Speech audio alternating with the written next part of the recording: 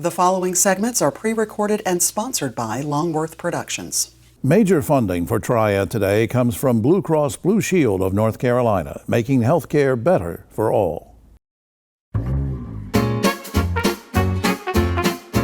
Share the light on Triad today.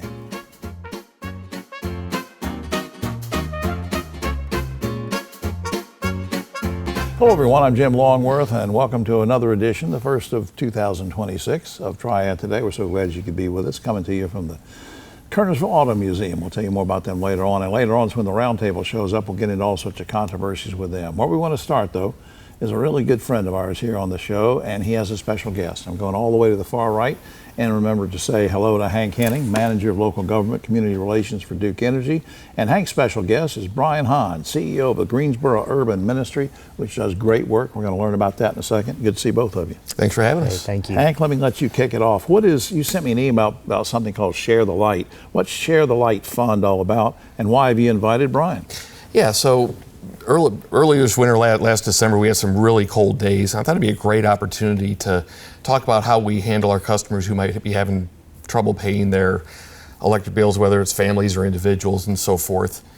And so the Share the Light Fund is a fund that we do through our Duke Energy Foundation, and we do it to help those struggling individuals and families. And we will match dollar for dollar up to $500,000 annually. Wow. And I thought it'd be helpful to bring in one of our partner agencies. For Guilford County, we have one in each county. Right. Brian Hahn with the Greensboro Urban Ministry to talk about once the funds leave, how do we actually help administer it to folks in need. Brian, let's just remind people, what's the mission of Greensboro Urban Ministry? Yeah, Greensboro Urban Ministry serves the greater Greensboro community, food, shelter, and support. We have one of the largest shelters in Guilford County.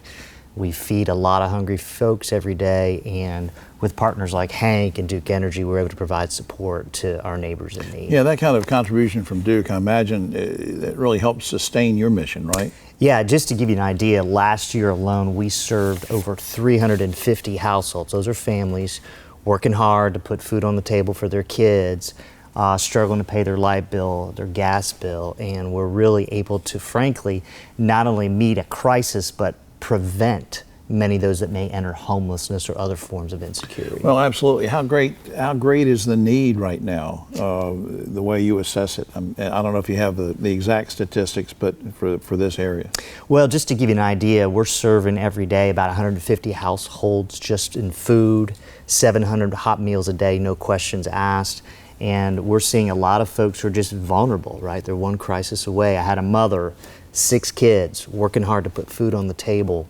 She lost child care. She was at risk of homeless because she had to pay her utility bills. Right. We were able to come alongside, meet those bills, both her power and her gas bill.